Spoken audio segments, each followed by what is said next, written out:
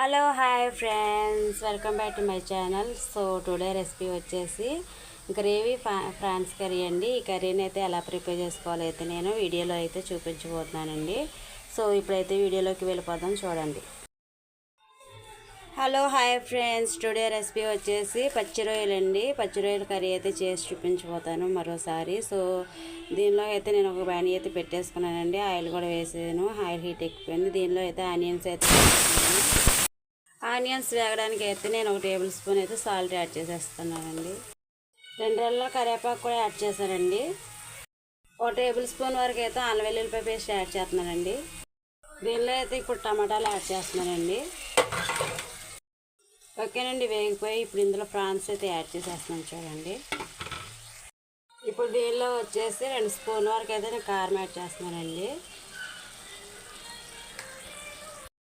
అదేవిధంగా ఒక 1/2 table spoon వరకు అయితే పసుపు యాడ్ చేస్తున్నాను. 1 టేబుల్ స్పూన్ ధనియాల పౌడర్ యాడ్ చేస్తున్నాను. ఒక 1/2 టేబుల్ స్పూన్ అయితే నేను జీలకర్ర పౌడర్ అయితే యాడ్ చేశానండి. సో మొత్తం అయితే కలిపేసుకోవాలి. ఓకేనండి, 1 నిమిషం పాటు అయితే మూత పెట్టేసుకుందాం. అవన్నీ అయితే ఫ్రాన్స్కి పట్టే వరకు 1 నిమిషం మూత పెట్టుకుందాం.